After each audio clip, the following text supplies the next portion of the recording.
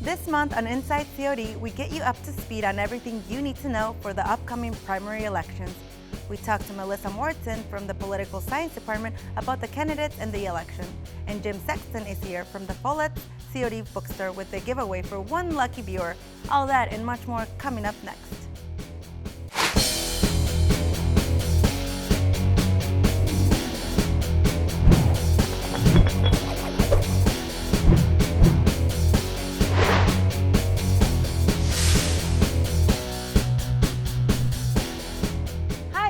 Joining us. Welcome to our premiere episode of Inside COD. I'm your host, Janelli Venegas. And I'm Alez Bruzek. Joining us today at the roundtable is Maggie Curran, opinion editor for the Courier newspaper. Thanks for being here, Maggie. Thanks for having me. No problem. So let's just dive right into it. This whole episode is about everything political. You recently wrote an article about Bernie Sanders and why he's so popular with college students and millennials. Can you tell us a little about that?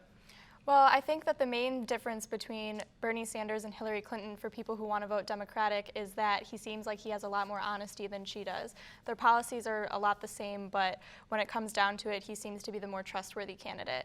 And he also has a lot more integrity than a lot of the Republican candidates that we've seen because he doesn't take money from big businesses or Wall Street, and he isn't involved in any political scandals that we've known of yet. Yeah, like Trump. I can't stand Trump, and I really do actually like him too. Yeah. Plus, Bernie's talking about free college, so I know we all want that, all college students with all the loans. But yeah, what can you tell us about David Olson, the new COD Board of Trustee member? Well, he was kind of a wild card when he became a candidate, and he's still a wild card now that he's actually on the board. He's only 27, which is really young compared to the rest of them. He seemed like he was going to be a tiebreaker vote when he was first elected, but it seems like now he's sort of swaying towards the clean slate side of the board instead of the veteran members, and that could end up in a lot of 4-3 decisions like we saw with Kathy Hamilton last semester. He's only 27. You can run for that next year, I Alex. He seems like he's also very involved in politics. I know he's up and coming with the GOP. Do you think he's leaning towards the clean slate because it's a good political move or because it's really how he feels? If I had to guess, I would say it's a political move because the clean slate is known for being for the taxpayer, which is a pretty big GOP stance. Thanks, Maggie, for joining us today and giving us all the insight on what's happening here at College of DuPage. And guys, remember, for all the latest college news and events, log on to Courier News at codcourier.org. And coming up next, we're going to talk with Melissa Mouritson from the Political Science Department on campus about the upcoming primary elections. And later, we have our very first giveaway. But first, here's a look at your COD calendar of events.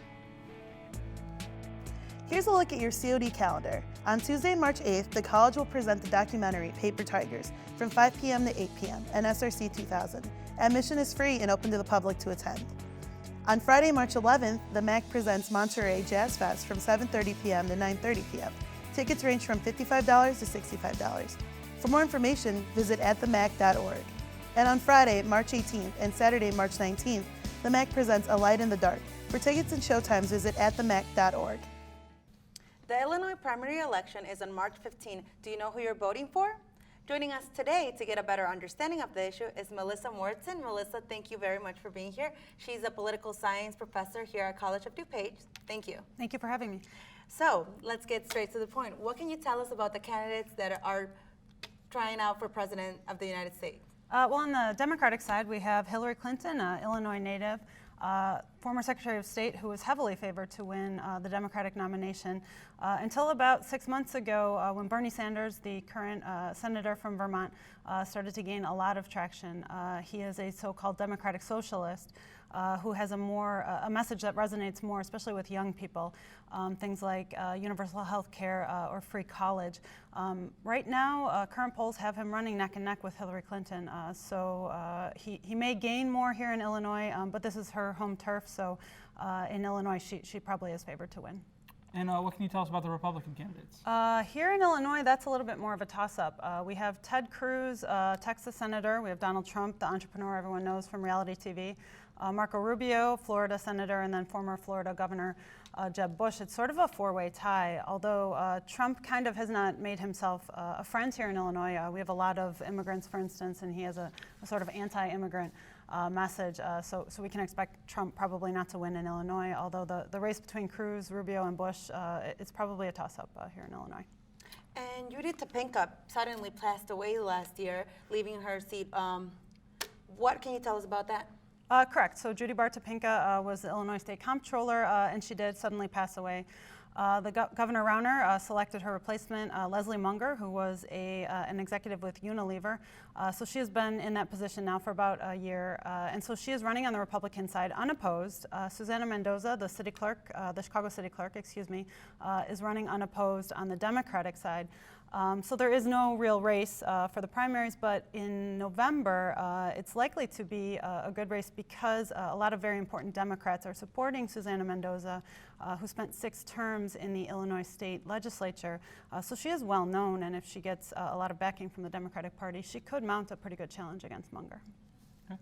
And you talk about the Senate. Obviously, Bernie Sanders is a senator currently, but there's a big race here in Illinois for the Senate seat. Can you talk to us a little bit about that? Yeah, absolutely. So Mark Kirk, his seat is up for re-election. He is running on the Republican side. He does have some minor challengers, but he's expected to win. On the Democratic side, Tammy Duckworth, who is the current Congresswoman from the 8th District, which covers about half of COD's district, is running for the Democratic nomination. She has 2 challengers who are running against her, but again, most people expect her to win. It will be March 15th, we do expect Kirk and Duckworth to win, but come November, it will be a very interesting race because they are 2 very formidable candidates. People are happy with Kirk and people are happy with Duckworth, so it'll be interesting to see who wins. Okay. And with Duckworth leaving her position there to run for Senate, what can you tell us about her congressional seat? What's going on with that race? Yeah, actually, this will be a race to watch. It'll be a very interesting race. The House right now has a Republican majority, and no one really expects the House of Representatives to swing Democratic. But still, this will be an interesting race to watch. On the Republican side, we only have one candidate who's running unopposed, Pete DeCiani, who is currently on the DuPage County Board, former Elmhurst mayor. So he's running unopposed. But there are 3 candidates who are running on the Democratic side. The current mayor of Villa Park, Deborah Bullwinkle, current state senator Michael Noland, who is known actually for working across the aisle with Republicans, something that we could really use in the U.S. Congress right now, and a businessman by the name of Rajna Krishnamurthy, who the Daily Herald is endorsing and would like to see take that seat. He had actually run against Duckworth a couple of years ago. The Daily Herald likes him because he does have previous experience working for the state. He was assistant treasurer. He worked with Lisa Madigan in her public integrity unit, and so they believe because of the breadth of his experience that he would be better suited. He's a Harvard Law School graduate. He runs 2 high-tech companies, so they believe that he has a lot more experience. Yeah, he's a good candidate, yes. Mm-hmm. Well, it sure is a lot to take in, both on the state level and the national level. Yes. Thanks for coming down and helping us sort through it today. Yeah, definitely. And remember, guys, make sure to vote and choose the best one. And coming up next, we have Sonia Faulkner, co-president of the League of Women Voters of Glen Ellen. And later, we have our first giveaway for the show. But first, here's a look at your community calendar. On Saturday, February 27th, the Boy Scouts and Thunderbird District of the Three Fires Council will be collecting food for food banks for their annual Scouting for Food.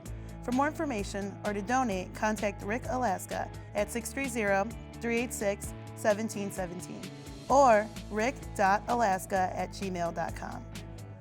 On Saturday, March 5th, the 20th annual Elmhurst St. Patty Parade will start at noon. For more information about this event, visit their website. And on Saturday, March 12th, the Elk Grove Village Park District will host our annual Chili Dilly 5K. The race begins at 7:30 a.m. For more information on registering, visit the Elk Grove Village Park District website. Joining us now is Sonia Faulkner, co-president of the League of Women Voters of Glen Ellen. She's here to talk about her organization and the importance of voting. Thank you so much for being here today, Sonia. Thank you. I appreciate being here, Alex. No problem. So can you just tell us a little bit about your organization? The League of Women Voters is a national organization that is nonpartisan and nonprofit, and it was formed in 1920 as part of the women's suffrage movement. It was founded in part to promote political responsibility and also to encourage active participation in government. Our local chapter, the Glen Ellen League of Women Voters, was formed in 1954, and we have over 100 members, women and also some men. And our focus, like the focus throughout the league, is on voter education and advocacy. Can you tell us how easy it is for people to go out and register? Well, it's become very easy to register to vote.